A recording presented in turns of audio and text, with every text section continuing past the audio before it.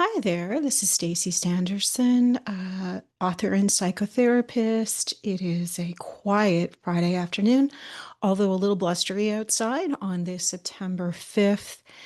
And for those of you who are new to my channel, I tend to come in and talk about narcissism, doing my best to offer a slightly different perspective and viewpoint that is perhaps more holistic, expansive, and empowering. And today, though, I wanted to just introduce a topic that I am curious about and have done some research about. And I will integrate into that how narcissism applies. So, what I'm going to be talking about today is something called Cassandra Syndrome, and I'll explain that. This is something that I have been exploring for months now and was really taking my time before sharing my thoughts about it and taking that out, those ideas, and sharing them with all of you. And when I was looking on YouTube, on the internet, what I was finding wasn't helpful. 90% of the information about Cassandra syndrome, as a lot of YouTube and internet content was really a sales call to action, something you're not going to hear me do. Um, but I did want to pop in and offer a more holistic way of looking at this.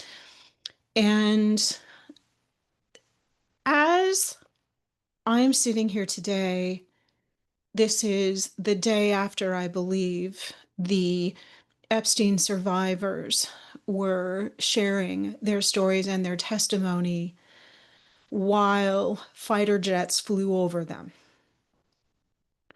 And I think this is something that many of us are still digesting. I'm Canadian, but I think this is a siren call that women have heard all over the world, and hopefully some men.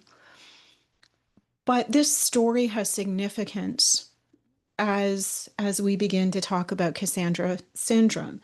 So this is a word that, or a term that's not really a term. It isn't an official diagnosis. I don't think it is even often used. Um, it comes from the story of Cassandra, and you're going to see me look at my notes, who was the daughter of King Priam and Queen Hecuba. I could be saying that wrong, in Greek mythology. So she was a princess, and she had legendary beauty. And apparently, she had many suitors, both mortal and immortal. She was being pursued by both Zeus and Apollo. And Apollo, in fact, apparently gave her the gift of prophecy, which I don't buy. Like, since when do women give, or I'm sorry, since when do men give women the gift of prophecy? However, I digress. But when Apollo tried to seduce her, she resisted his advances. And the story goes, or the myth, it tells us that he was enraged, and rather than taking back the gift of prophecy, he grabbed her, spat in her mouth, and put a curse on her that she would still have the gift of prophecy, but no one would believe her, which is not unlike Echo's story in the Narcissus myth, where she loses her own voice and can only echo back that of Narcissus. So there's a bit of similarity there in terms of a woman who has a certain amount of power, although Echo, of course, was a nymph, losing that power by virtue of losing their voice. So the story goes that Apollo said to Cassandra, "You will remain clairvoyant, but no one will listen to you and no one will believe your predictions." So she did go on to predict many, many significant and tragic events, but no one believed her. And through this timeline, she became the word being used is mad. So, which to me implies, she lost herself. She lost her sense of power. She lost control of her ability to maintain a sense of equilibrium in all of this, as I think anyone would. The story gets worse. So after she predicts the Trojan War, and as, you know, everything around her is in ruins, she is raped by a Greek warrior. So again, still powerless. But to me, there's an aspect of blame here as I'm reading between the lines. So I hope that this version of the myth that I have taken from Cassandra Speaks, but I've taken it from that book, um, is a bit more relevant than the different versions I've heard in my journey to understand this. To me, this really speaks to the power of women's voices being silenced for any reason, but particularly the power of women's voices being silenced to allow for whatever the male agenda might be, or whatever the cultural agenda might be. I don't think it's only men who do this, but where Cassandra syndrome is referred to is primarily in the phenomenon where the wife in a partnership or the female partner is neurotypical. I really hate that language. I stumble on it. It's uncomfortable for me. But where there's a scenario where the woman may be kind of neurotypical, again, I don't like this language, and the male partner is in some way on the autism spectrum. And I think this applies if the partner is narcissistic. And I think it can apply in the reverse. I think that men in the same situation can also lose their voice. So I just need to say that to be clear before anyone gets their backup, but that's not what I'm referring here to today. So it is not uncommon that a woman in a relationship thinks and feels more deeply. They may have a higher capacity for empathy, and they may have a partner who has far less capacity for empathy and who has genuinely a diminished ability to take the perspective of someone else. So again, this can happen in narcissism with partners with narcissistic personality disorder. That's part of the impairment of the disorder. This can also happen if someone is on the autism spectrum. I, again, am not fond of that terminology, but it is what people commonly refer to. Um, I Not all of us are given the opportunity or have the survival need to have a heightened sense of empathy and to have a heightened sensitivity, right? Everyone's heard the way I describe people who are empaths before. But the conflict dynamic here is that, in many cases, a woman will express the way she's feeling, her frustration, what's not working for her, how her needs aren't being met. And the man, unable to really hear and receive that, perceives it as a criticism and shuts her down. And this cycle repeats over and over and over again. And yes, this also happens in couples where there's narcissism, no doubt about it. It's very similar in that way. What isn't similar is the reason why. And so, a narcissistic partner really doesn't care about their partner, their wife, their girlfriend. They only care about their own needs. And their blind spot is around the fragility of their ego, right? Their blind spot is around feeling attacked because they have quite a victim stance. They operate from a victim archetype. If, however, this is someone who is on the autism spectrum, the difference is they do care. They just don't know how to express it. And their capacity to express it is kind of locked inside. They can still they can still have the perception that they're being criticized. And in some cases they are. And their frustration comes from not knowing what to do and not knowing how to fix it and not knowing how to connect with their partner. And rather than expressing frustration about that inability to connect, they shut down, and they shut out the partner who's trying to express what they need. And over time, this results in significant stress for that partner who has tried to express themselves. Stress that is not dissimilar to relational trauma. And this is particularly true if it overlays earlier complex trauma. So if you had a parent, if this woman had a parent, the royal we, if this woman had a parent or parents who were not attuned to her needs or dismissed her, ignored her, overwhelmed, or engulfed her, she's more vulnerable to finding a partner who is also unable to meet this need.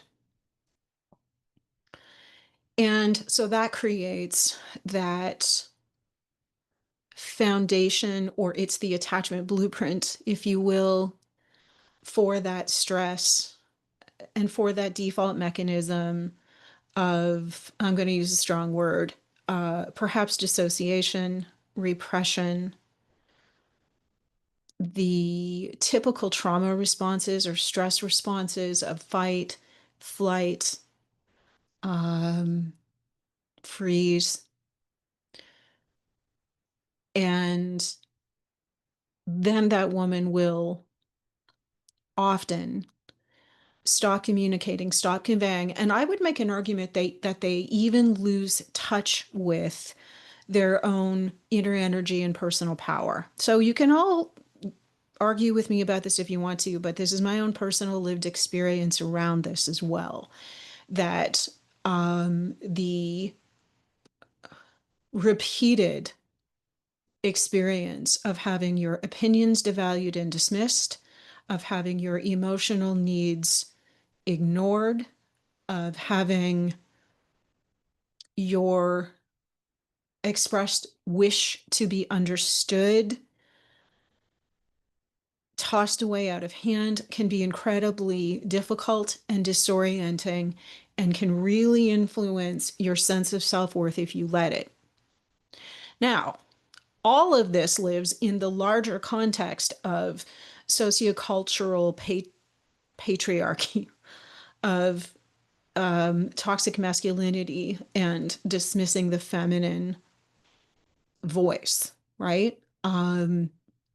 It's somewhat normalized even. And I see a lot of women in my practice who I think come from a long ancestral lineage of very strong women. It's just a common theme in my psychotherapy practice. But also in there is a strong ancestral lineage of being afraid of being harmed And so thus, I think a common emotional reaction, in addition to, being shut down or having trauma activation, of having, physiological complaints, another one is going to be anxiety. And not in the pathological form of anxiety, but in the form of being fearful of saying the wrong thing or doing the wrong thing. And I think the story of Cassandra is such a powerful one.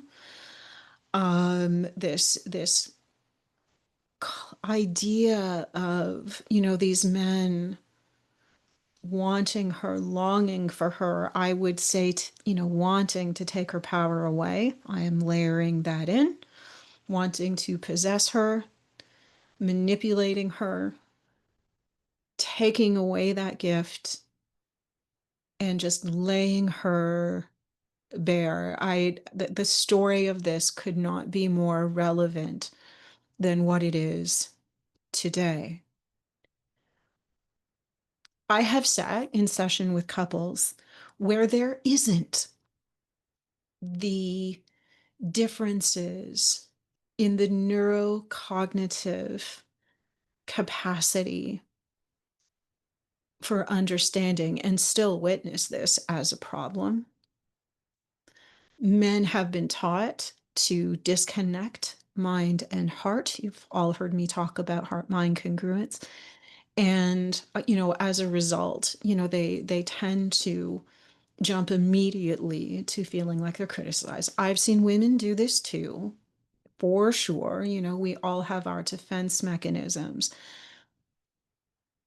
But it's so important to have the sovereignty and autonomy of your voice. It's so important. And whether that's influenced by a workplace, a community group, a friend group, a family system, if you're feeling silenced in any way, that's a very important part of your mental well-being. It's kind of the whole point of why I'm saying this. And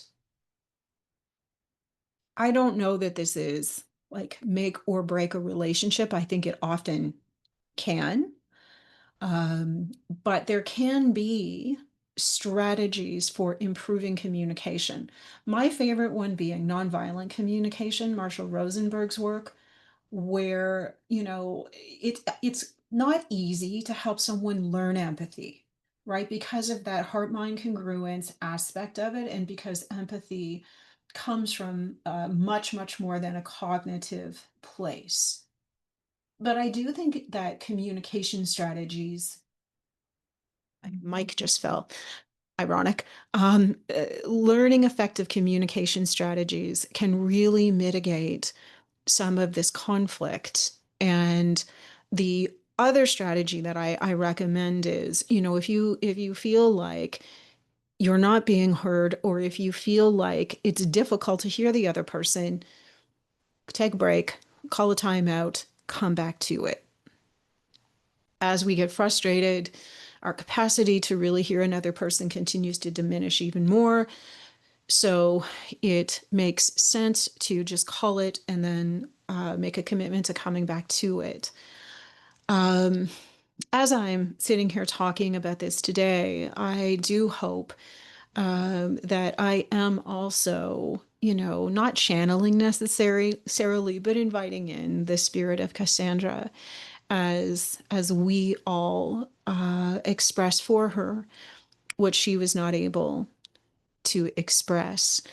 And I'm going to continue researching this. I think this is really interesting, and I love integrating myth and story into some of our modern day dilemmas.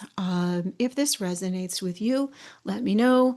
Like, subscribe, share, and join in on the conversation in the messages. I'm going to be doing a talk, or I'm sorry, in the comments. I'm going to be doing a workshop, not this coming Tuesday, but the Tuesday after, on related content. It will be on compassionate detachment and how to take care of yourself around difficult people. So it's somewhat connected, and I do plan to also be putting up a talk on YouTube on the same subject. So I would love it if you join me there. And I wish you a really good day or a pleasant evening. Take good care.